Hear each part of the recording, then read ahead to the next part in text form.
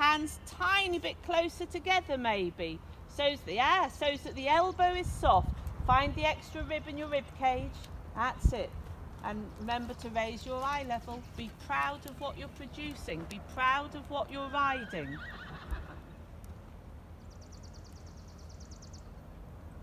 Good to half halt there. And then when you're ready, take him forwards into the walk. And let's walk him for, say, maybe 12 to 15 steps. And then we're going to canter to the left again. Yep. On the circle, so you'll need to change your stick over as well. It'd be great if you can film the canter. I tried to film some. Oh, you did? I can't film and teach. Yeah. So I'll get this for sure. Okay, super. So lighten position, good. Now straight away, just start to ask, and it's not a pulling with the rein. Use your left ring finger to squeeze the rein very slightly, so you negotiate. And almost feel the rein aid working a little bit on the corner of the mouth and neck long. Now push the hands forwards, good. And start to see if you can gently get a tiny little bit of weight into the saddle, pushing the hand in front of you, keeping him on the circle. Just quietly bring your shoulders back a little, softly with the rein. And try to feel, will he allow you to secure, putting the lower leg forward a little bit, will he allow you to secure a slightly more secure leg than you have weight in the rein? So you're holding him with the lower leg, soften the knee. That's it, well done. Well done there. Little half halt, good. Try to bring your shoulders back a little bit. See if he can accept a little bit of weight on his back. Keep him on the circle. Well done. And then taking a trot transition when you're ready. Give him a big pat. Tell him he's a clever boy. How did that canter feel? Pretty good. Yeah. I think this time when we go to the canter again, what I want you to do is, if you can get the canter in the light seat, then try and get yourself to sit into the saddle, but keep the seat, keep your bottom tucked under, and just try and just bring your shoulders back, but keep the hips really, really soft, yeah? A little bit like if you're on a garden swing, you would have to bring your pelvis back and allow the pelvis gently forwards to allow the swing to continue, yep? Because what he doesn't need is, he doesn't need you to drive him with the seat. No. He doesn't need you to hold him with the seat. No. What he needs you to do, I think, is to have the lower leg, so the calf, quite firmly on his side to hold his balance with your calf. Does that sort of make sense? And it's quite difficult to do. So your calf will be on, maintaining just this feeling of almost as if you're brushing his coat forwards, yep? The knee and the thigh are going to be relatively soft, and the position is going to be quite tall with your head raised, yeah, with your chin up a little bit, so that we try and get your body to absorb as much as the movement as you can. You might find you need to have the rein a little bit longer once you're in your more sort of correct position on him. Just play with what you feel he can manage, yeah?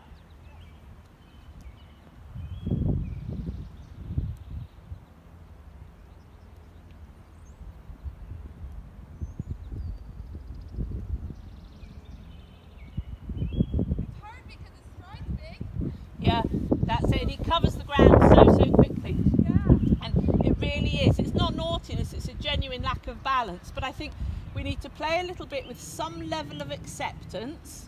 Yep, and then we need to utilise whether it's the counter canter, which might not be the right one, or we may find it's actually shoulder in we utilise to try and help with the control of the balance. Because in fairness to you, when we try to half halt him, he's sort of saying, well, I'm going forwards, and he doesn't actually know. For us, he's a bit out of balance, or the movement's so big. He's just doing what he finds is natural to him.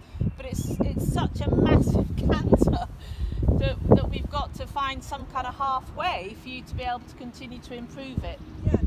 You know, and you know, we don't want to shut the canter down. If we shut the canter down, then he's just going to become tight in canter. So we have to use the movements to try and help a bit. Yeah? Yeah. So am I trying to ride a little bit out of the saddle and come back? Or should Yeah, I would definitely go walk to canter, out of the saddle, and then as soon as you feel able to, into the saddle, then up, then there, and then regular position. Yeah. But do it gently in stages, and if you're in regular position and you think, oh my God, this is too much, take the pressure off, come out of the saddle, pop back in. Yeah. So you've got to feel that you can do a mixture of whatever you need to be able to maintain that canter.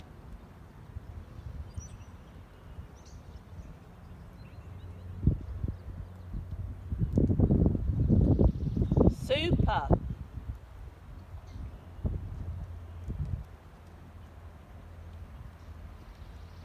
How's this feeling? That feels better. Yeah, well done. Because you've got a more secure lower leg on him, yeah? So keeping the hand nice and soft, and I would maybe now try a trot transition, yeah? Go to trot now, yeah?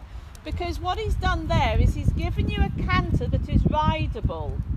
So the reward isn't stay in it for 10 circles, yeah? The reward is, what a clever boy. Let's go now do our trot. So have a change of rein, do a little bit of trot work, and then we come back to that problem canter, yeah? Because there, those first few strides, you could see he was very like, oh, okay, this is totally different. And so come back to trot before it gets all higgly-piggly. You got it, yeah.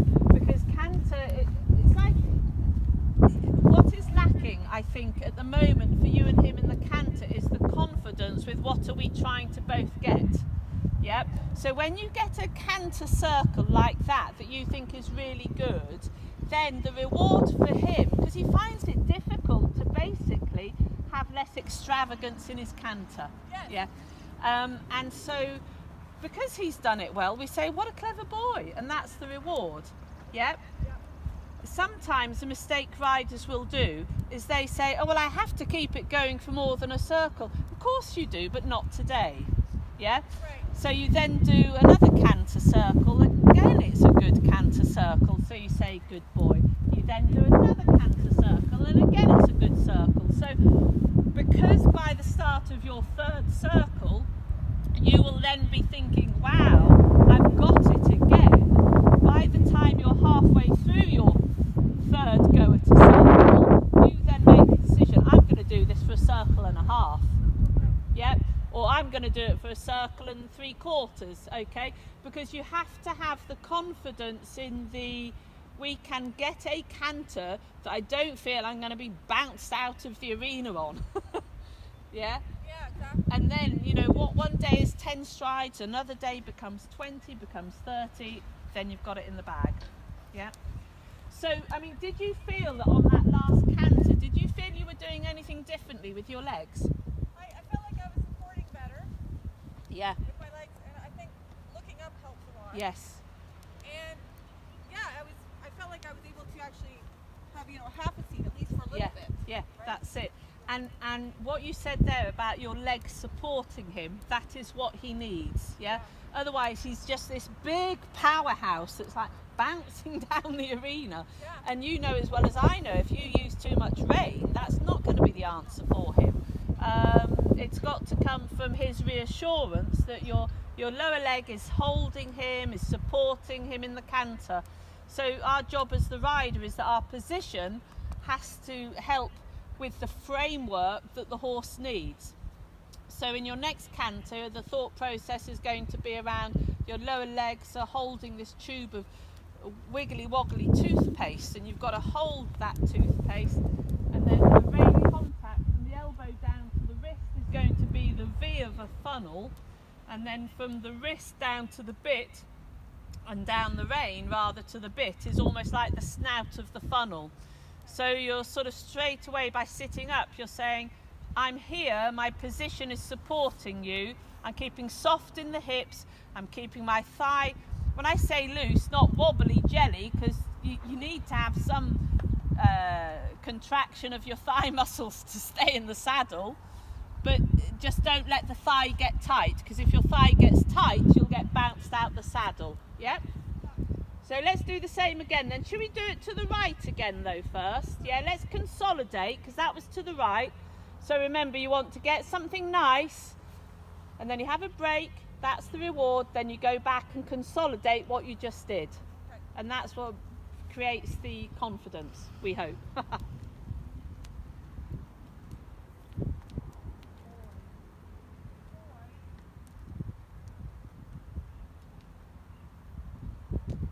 Are you cold or are you okay? No, fine. Okay. So am I cantering from here? Yes, sorry. Yep. When you feel the walk is ready, then just away to your canter. No trotting.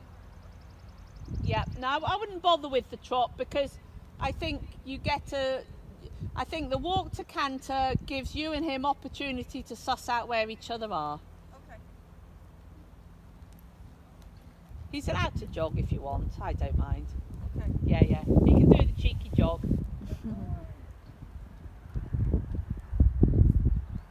He just has so much movement. Yeah. Well, you can tell that age as Yeah. well. Wow, get you dressage diva. How does that feel? That feels pretty good. It is superb. Are you filming? Yeah. Well done. So I would keep it for a circle and a half. So when you get to the cones in front of me, into the little pylon things in front of me, start to prepare your trot transition and go and enjoy trot. Stay in trot. Good boy. Massive reward for him. Massive patting.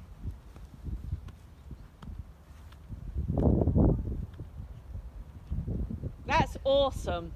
Good boy. Isn't he clever? That was really good. Now that's a canter you feel like you can manipulate a little bit. Yeah, you got it. Rideability. Yeah. And we've got to be able to get that. I mean, I would love desperately to say, oh, let's do more.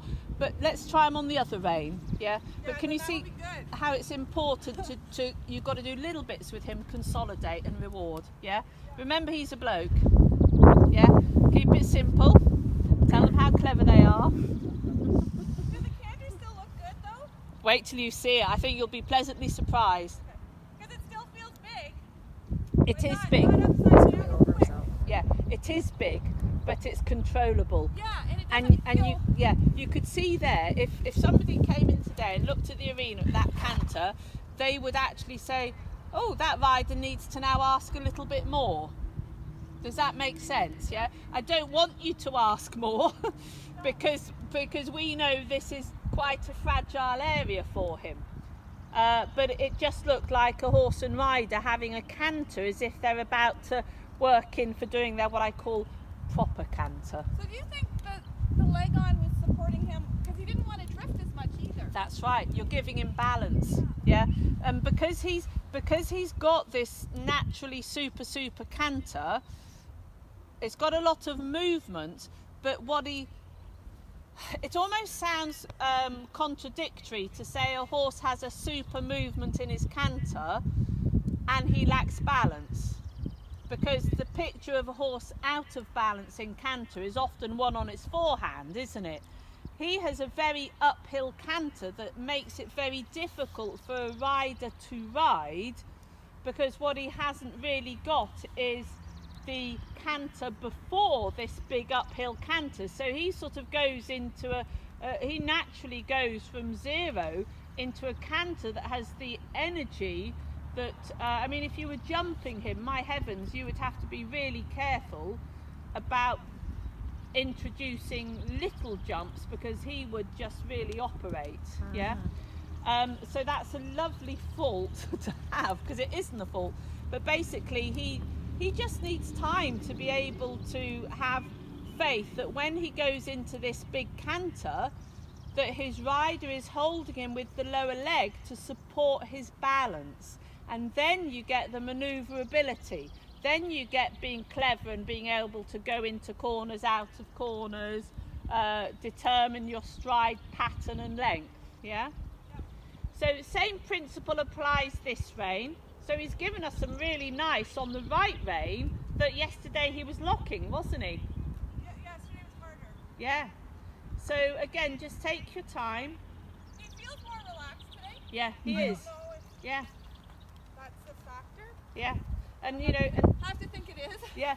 So before you go, just count your walk rhythm out.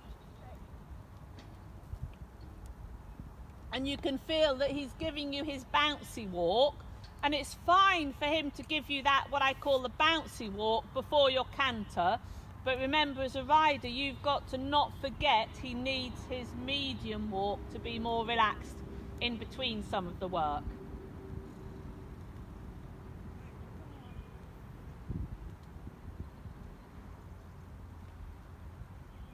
And then just take it when you're ready, take your canter. And remember, if you're wanting your canter from the walk, sometimes thinking a little bit of shoulder 4 or shoulder in, because that will position you a little bit into a better seat bone position for the canter anyway.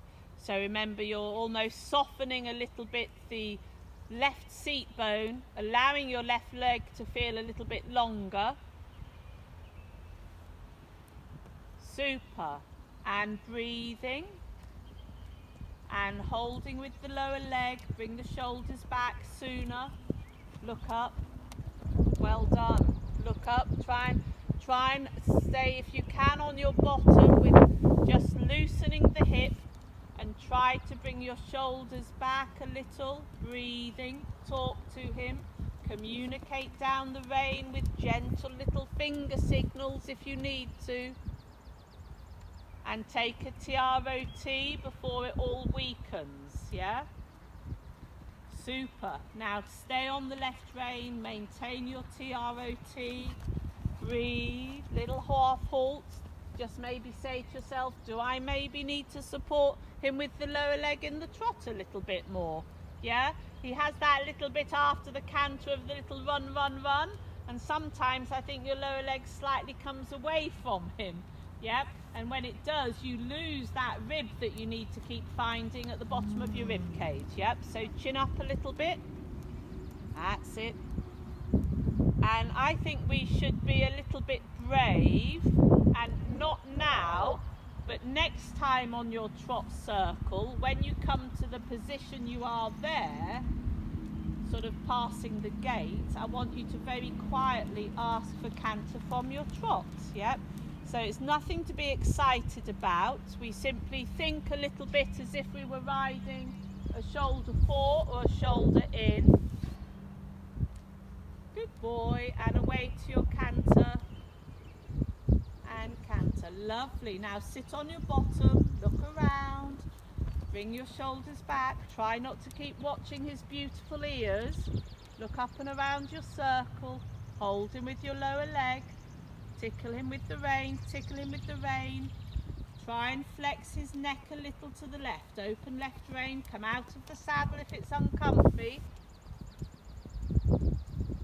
Good boy. And then sit back in the saddle. Sit up.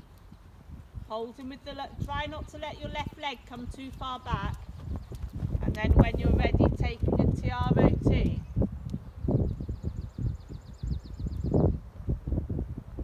And enjoy your trot work. Take him large and just play around with your trot. How are you feeling?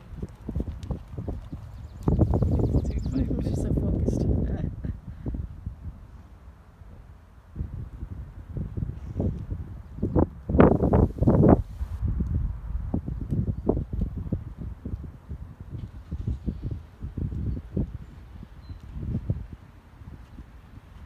That's super. Just try and look up, Gillian. Yeah.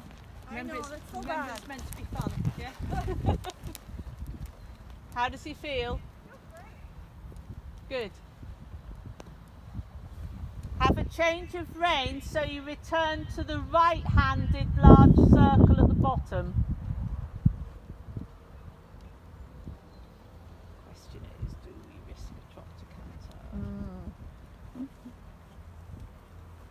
And then as you ride your trot circle, just develop the softness with him again. Just develop the softness again, a tiny little scratch on the withers, just reassurance. There you go. Good boy. There you go. Yeah, that's just him being a bit cheeky. Stay in the trot. Hold him when he does that little pull. Yep. Just sort of good to not let him pull you. Just hold him with the lower leg. Yep. And see if in the trot we can now allow him, because he probably needs a bit of a stretch, yeah? So let's now see if we can allow the neck to go long. I want you to almost slow your rise. Imagine your bottom's very big, so you actually stay out of the saddle longer in your rise, yeah? It's quite hard to do because he wants you to trot like you're on a little Shetland pony, yeah? So you make your seat a lazy seat. Put the hand forward because we want his neck to go long. We need him to be able to stretch. That's it. Hold him with your leg, hands forwards. That's it. And maybe reduce the size of the circle. Sometimes increasing the bend to the inside in his body will help with a stretch because he has to step through with the inside hinds more. And it's going to be important that he stretches down for us.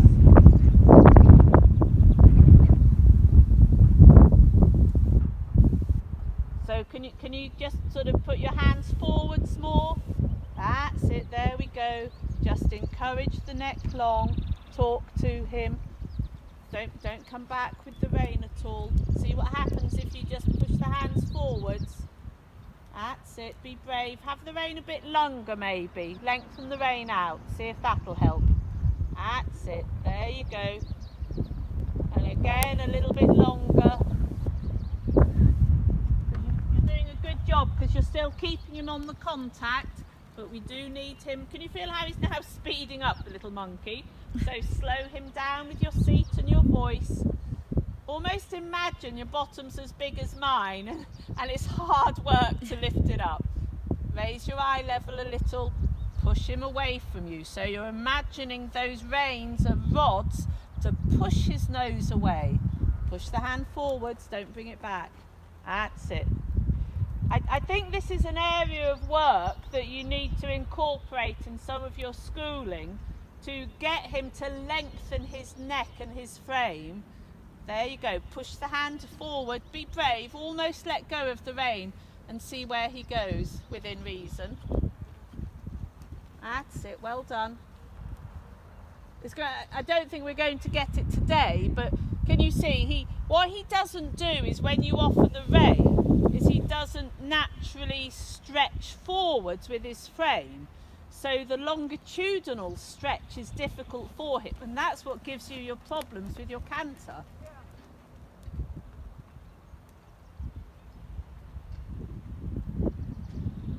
How does your trot feel? Trot feels pretty good. Yeah, it is. It's super. Okay, let's let him have a walk. And we're going, into WALK. Well done. Okay.